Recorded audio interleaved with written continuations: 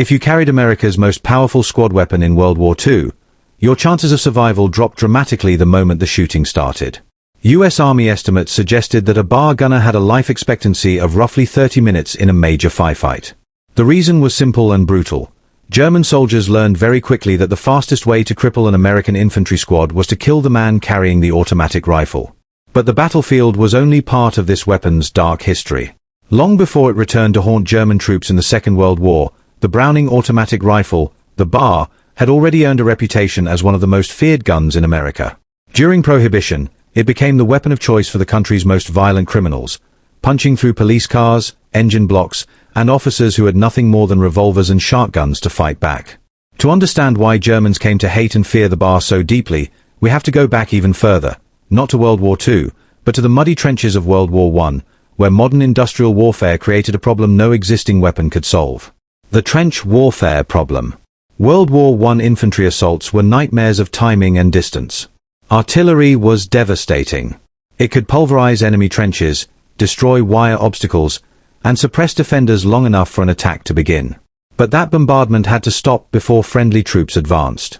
If it didn't, the attackers would be slaughtered by their own shells. That pause created a deadly window.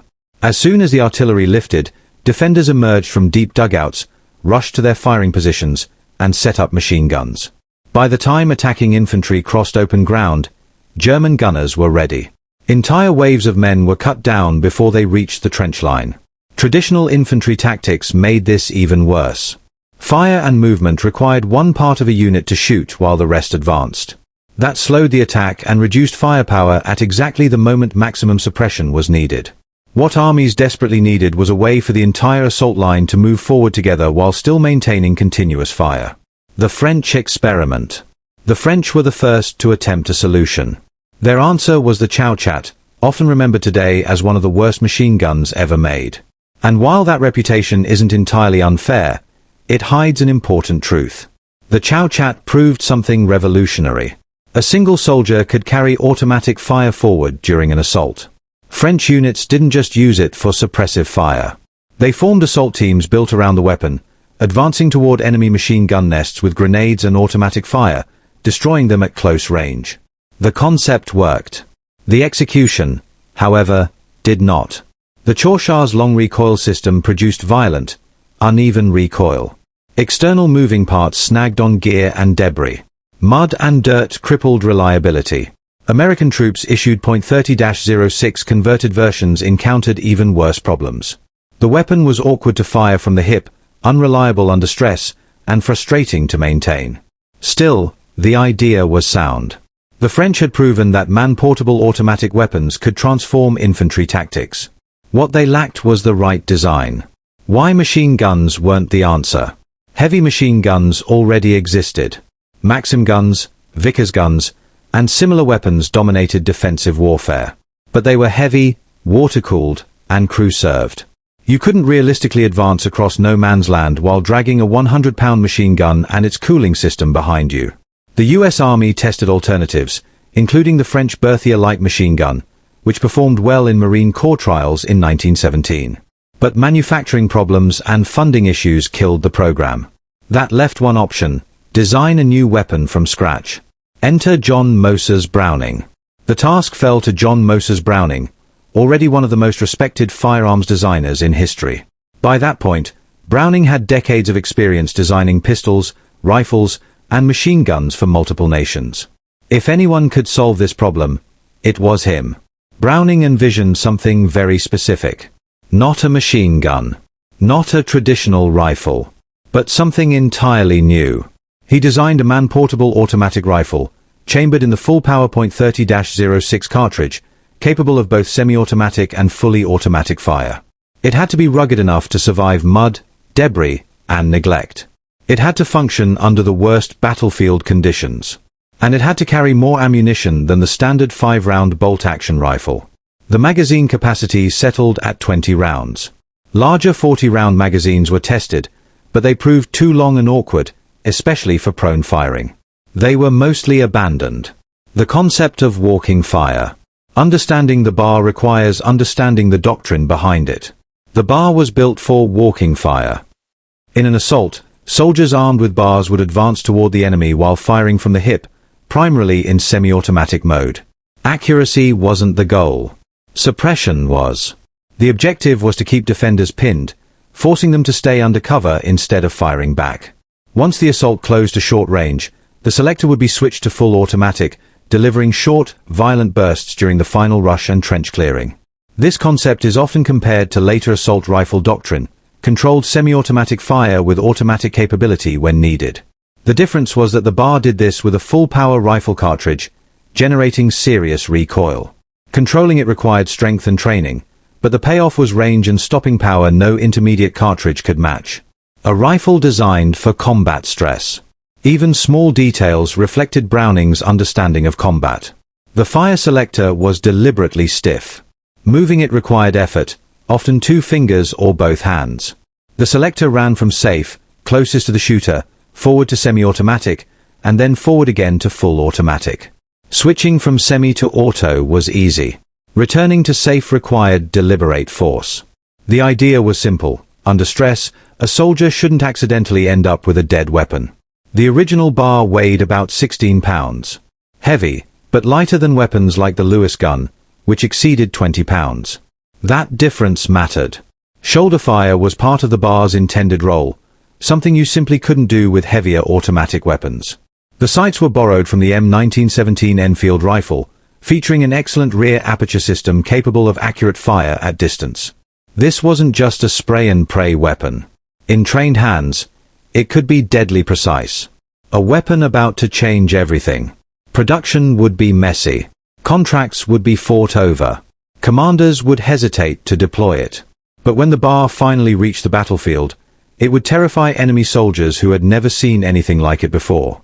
By the summer of 1918, the Browning automatic rifle was finally ready for war. But instead of rushing it straight to the front lines, the US Army did something unusual. They held it back on purpose. By July 1918, more than 17,000 bars had already arrived in France. Yet many American units entering combat were still using the unreliable Chauchat, while stacks of brand new bars sat in depots and reserve units. This wasn't incompetence.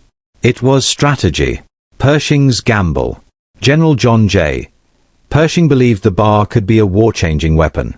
And because of that, he didn't want it trickling into combat in small numbers where German troops might capture examples, tear them apart, and learn how they worked. At the time, Allied commanders fully expected the war to continue deep into 1919. Massive spring offensives were already being planned on both sides.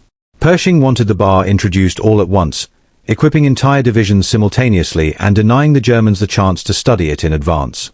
The result was that American troops often fought with inferior weapons while something far better sat just miles behind the lines. First blood. The bar finally saw its first major combat use on September 22, 1918, shortly before the Meuse-Argonne offensive. When it did, the reaction was immediate. Early field reports described the bar as easier to control, more reliable, and far more effective than the Chauchat. While the rifle didn't see prolonged trench warfare before the armistice, it was tested in the worst conditions imaginable: long marches, mud, rain, lack of cleaning, and sudden violent engagements. And this is where the bar truly distinguished itself. During comparable assaults, roughly 400 Chauchats were abandoned when they jammed or broke down mid-advance.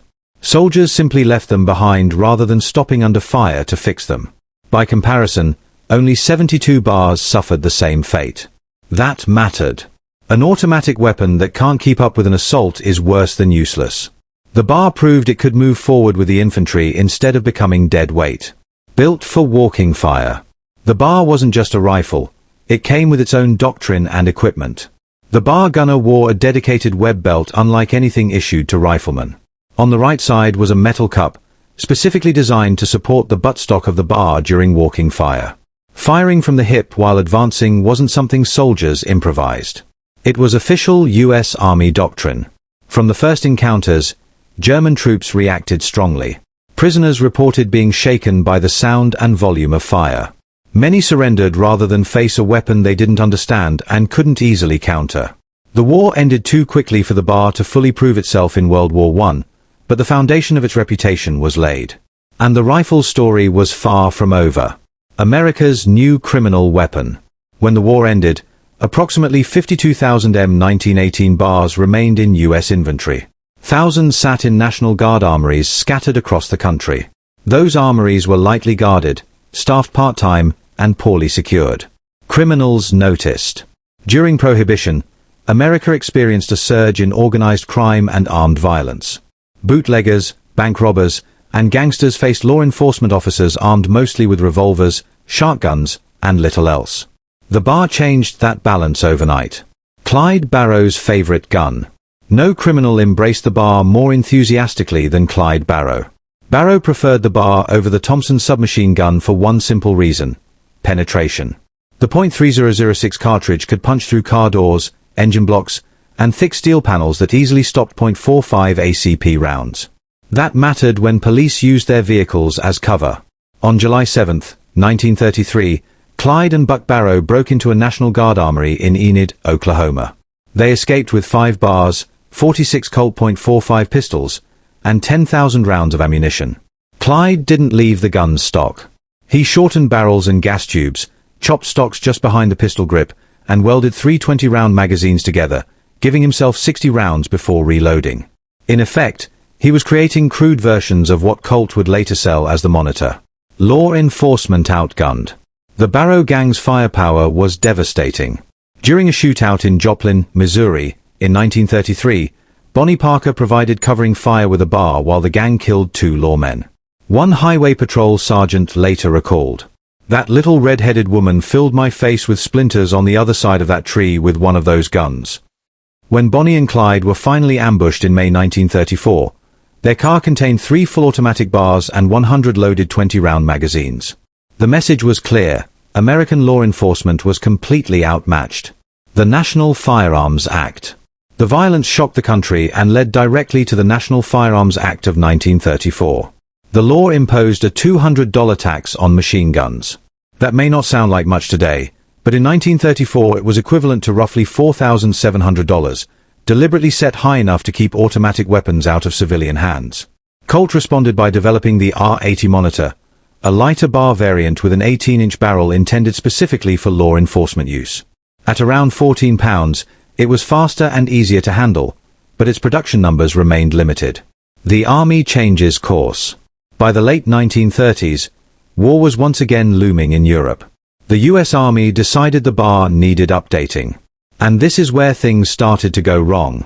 The M1918A2, adopted in 1938, fundamentally changed how the Army viewed the bar. Semi-automatic fire was eliminated entirely. In its place were 2 automatic rates. Time slow, 300 to 450 rounds per minute. Times fast, 500 to 650 rounds per minute. A hydraulic buffer controlled the slow rate, a complex system that jammed frequently unless kept meticulously clean. In combat conditions, that meant it jammed often. Weight increased as well. The original 16-pound rifle grew to nearly 20 pounds with the addition of a bipod, flash suppressor, and hinged buttstock monopod. The excellent World War I aperture sights were replaced with a less favored design. The Army was trying to turn the bar into a light machine gun, but the changes often undermined the weapon's original purpose. The bipod, for example, added nearly 3 pounds, yet mounted at the muzzle it caused barrel flex, hurting accuracy rather than helping it. The fixed barrel became a major problem during sustained firing. Unlike the British Bren or German milligram 34 milligram 42, American gunners couldn't swap out overheated barrels mid-battle. Accuracy suffered with prolonged fire, and the only solution was to limit bursts, a compromise that defeated the idea of sustained automatic fire. Even worse, soldiers soon realized many of the Army's upgrades were simply annoyances in combat. 2 weeks after reaching the Solomon Islands, units discarded bipods, flash suppressors, and extra attachments, returning the bar to the simple, rugged form John Browning had designed in 1918. Production and squad doctrine. Despite its flaws, World War II production of the bar reached around 190,000 weapons. By this time, doctrine had evolved to reflect the grim reality of combat. Every infantry squad had only one automatic weapon, the bar. The standard operating procedure included a 3-man team. Gunner carried the bar and 220 rounds in 20-round magazines. Assistant gunner carried additional magazines and was prepared to take over if the gunner fell. Ammunition bearer supported both men and ensured constant fire. Every squad member received bar training because commanders assumed the gunner would become a casualty. The design of the squad depended on that weapon. If it went down, the unit's suppressive fire capability was severely diminished. That is why bar gunners were the first targets in battle. Intelligence reports confirmed the pattern. Enemy forces consistently prioritized the bar. German soldiers understood that eliminating this one man could neutralize the firepower of an entire squad. Facing the enemy. Despite its limitations compared to true light machine guns, the bar could still dominate engagements when wielded skillfully. German infantry were often armed with Kar 98 bolt-action rifles, leaving them severely outgunned in short-range firefights. Unlike purpose-built MGS, the bar could be carried forward, fired from the hip or shoulder, and deliver decisive suppressive fire. Polish forces had also captured American bars during the 1939 invasion. German units repurposed these, and they remained in service through the war. This underlines the bar's flexibility and value, even in enemy hands. Meanwhile, American troops carried the weapon into campaigns across Europe, North Africa, and the Pacific. The bar's automatic fire capability often made the difference between holding a position or being overrun. Tactical heroes. The bar's reputation grew not just because of the weapon itself, but because of the soldiers who wielded it with courage and deadly efficiency. Charles Delop, 82nd Airborne. During the Normandy campaign, his platoon was nearly annihilated. Delop deliberately exposed himself, kneeling in the open and firing his bar to cover his comrades' retreat. He was hit almost immediately but continued firing until killed. The battlefield around him was littered with enemy casualties and wrecked weapons. Wilson Watson, 3rd Marine Division, Iwo Jima. Known as the One-Man Regiment, Watson fired from the hip while charging pillboxes, killing 60 Japanese soldiers over 2 days. He demonstrated exactly the walking fire concept Browning had designed nearly 3 decades earlier. Henry Schauer, 3rd Infantry Division, Italy. Schauer reportedly advanced 30 yards under enemy fire, killing 4 German riflemen with 4 bursts at varying ranges, followed by 2 machine gunners at 60 yards and 4 more at 500 yards. He repeated similar feats the next day. Fellow soldiers nicknamed him Krauter. Such stories underline the bar's unique combination of portability, firepower, and tactical application. Even when facing numerically superior or better-equipped enemies, a skilled bar team could dominate a battlefield sector. Close-quarters combat and the Pacific. In Europe's hedgerows or the dense terrain of Pacific Islands, visibility rarely exceeded 100 meters. In these conditions, the bar's short bursts of automatic fire became invaluable. Troops often borrowed or stole additional bars to increase squad firepower, and command reports consistently emphasized its role in repelling enemy attacks. Pacific conditions introduced additional challenges. The bar's gas cylinder, never upgraded to stainless steel, rusted quickly under humid, corrosive conditions. Wooden stocks deteriorated in tropical climates, leading to Firestone rubber plastic stocks being introduced in 1942. The 20-round magazine, though vital for portability, emptied quickly, 2 to 4 seconds of sustained fire, requiring constant reloading while German and Japanese belt-fed weapons could fire for hundreds of rounds uninterrupted. Longevity and legacy. The bar's utility extended well beyond World War II. It remained the main squad automatic weapon through the Korean War, and some soldiers continued using it into the early years of the Vietnam conflict. By then, the design was aging, and the US Army formally adopted the M60 machine gun in 1957 as a replacement. The M60 addressed limitations the bar could not overcome: a fixed barrel, low magazine capacity, and inability to adapt to the NATO 7.62 by 51 mm round. Yet despite these shortcomings, the bar had proven its worth across decades of combat, from the muddy trenches of 1918 to the jungles of the Pacific and the hedgerows of Normandy. The deadliest duty. Being a bar gunner was one of the most dangerous roles in the infantry. Every enemy knew exactly who to target. Every squad depended on the gunner to provide continuous suppressive fire. Every soldier trained to use the bar had to be prepared to assume that role if the designated gunner fell. The weapon's reputation, for both soldiers and enemies, wasn't simply about its mechanical design. It was about its effectiveness in the hands of skilled, courageous men, and the psychological impact it created. From German prisoners surrendering to terrified civilians in Prohibition-era America, the bar became a symbol of lethal force and survival under fire. The Browning automatic rifle was more than a weapon. It was a symbol of firepower, innovation, and the harsh realities of combat.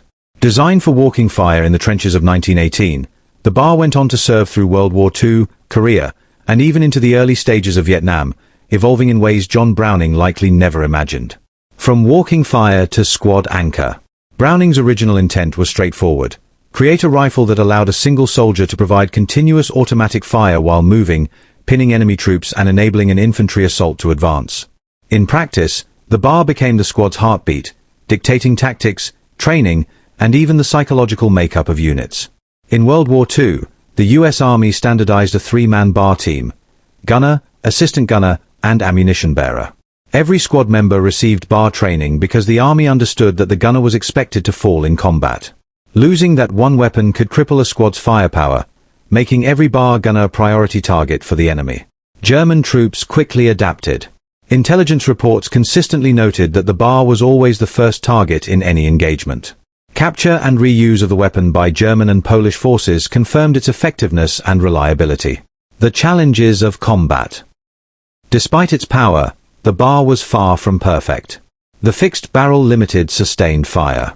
The 20-round magazine emptied in 2 to 4 seconds, forcing frequent reloads. Environmental factors, from the mud of Europe to the humidity of the Pacific, tested the rifle's durability. Gas cylinders rusted, wooden stocks warped, and magazines jammed if not properly maintained. Soldiers often adapted on their own. Units in the Pacific Theater, for example, discarded non-essential attachments, including bipods and flash suppressors, returning the rifle to Browning's simple, rugged design. This practice highlighted a crucial reality. A weapon's effectiveness in combat often depended less on theoretical improvements and more on ease of use, reliability, and familiarity under fire. The bar in action. Heroic stories. The bar became legendary through the men who wielded it. Charles Delop, 82nd Airborne, Normandy. Faced with annihilation, Delop exposed himself in the open, firing his bar to cover his platoon's retreat. Despite being hit repeatedly, he continued firing until killed. Around him, the battlefield was strewn with dead Germans and destroyed enemy weapons. Wilson Watson, 3rd Marine Division, Iwo Jima. Nicknamed the One-Man Regiment, Watson charged pillboxes, firing from the hip with devastating accuracy. Over 2 days, he killed 60 Japanese soldiers, demonstrating the lethal potential of walking fire. Henry Schauer, 3rd Infantry Division, Italy. Schauer advanced under heavy fire, killing multiple enemy soldiers at varying ranges with single bursts. His actions earned him recognition for what some consider the greatest bar performance in combat history. These stories illustrate the combination of skill, courage, and tactical doctrine that made the bar indispensable. It wasn't just a tool, it was the central element around which squad tactics revolved. The bar in the Pacific and Europe. The bar's utility varied depending on the theater. Europe, in hedgerows and urban environments, visibility was limited. Bar gunners provided suppressive fire to flush out defenders, allowing infantry to maneuver. Heavy automatic fire could neutralize multiple enemy riflemen or machine gun nests, tipping the balance in close engagements. Pacific, jungle conditions were brutal. The rifle faced corrosion, humidity, and continuous wear. Soldiers adapted, cleaning religiously and replacing wooden parts with Firestone rubber stocks. Despite these challenges, the bar remained the primary squad automatic weapon, often deciding the outcome of banzai charges or defensive positions. By the war's end, the Marine Corps had increased bars in each division from 513 in 1943 to 867 in 1945, organizing 13-man squads with 3 separate fire teams, each with its own bar. The rifle had transitioned from a single assault weapon into a centralized source of squad firepower. Post-war service and the M60 replacement. After World War II, the bar continued to serve through the Korean War. Soldiers appreciated its combination of portability and firepower, especially in rough terrain. However, the weapon's limitations, fixed barrel, short magazine, and .30-06 ammunition, eventually became too restrictive. The US Army officially replaced the bar with the M60 machine gun in 1957. The M60 addressed the bar's shortcomings. It offered a quick-change barrel, belt-fed ammunition, and compatibility with the NATO 7.62 by 51mm round. Yet, the bar's legacy lived on in doctrine, training, and the memory of those who wielded it under fire. From military to pop culture and crime. Long before World War II, the bar had already made its mark in American culture and criminal history. During Prohibition, gangsters like Clyde Barrow modified bars for maximum effectiveness in car-to-car firefights. The weapon's penetrative power allowed .30-06 rounds to punch through police vehicles, giving criminals an edge over law enforcement. Clyde's theft of 5 bars from a National Guard armory in 1933, and the modifications he applied, highlighted the rifle's adaptability. In ambushes and robberies, the bar became infamous for its ability to mow down police lines. That era directly influenced the National Firearms Act of 1934, regulating machine guns with high taxes and legal restrictions. Thus, the bar's reputation extended beyond the battlefield. It was a symbol of fear and dominance, whether in military operations, law enforcement confrontations, or the violent streets of Prohibition-era America. Legacy and lessons. The Browning automatic rifle story is remarkable for several reasons. Innovation. Browning transformed infantry tactics by creating a portable weapon capable of continuous fire during movement. Adaptation. Soldiers repeatedly adjusted the rifle to meet real-world combat needs, stripping away attachments or modifying practice to maximize reliability. Impact on doctrine. The bar defined the role of the squad automatic weapon, shaping U.S. infantry tactics for decades. Psychological power. Enemies feared it, troops relied on it, and even criminals exploited it. Its presence alone could alter the behavior of soldiers and law enforcement alike. Longevity. From the trenches of World War I to the jungles of Korea, the bar remained relevant, proving the strength of Browning's original concept. Even today, the bar is remembered as one of the most influential infantry weapons of the 20th century. Its design principles, portability, versatility, and firepower, would influence automatic rifles and squad-level weapons for generations. Conclusion. The bar was more than a tool. It was a weapon of doctrine, courage, and survival.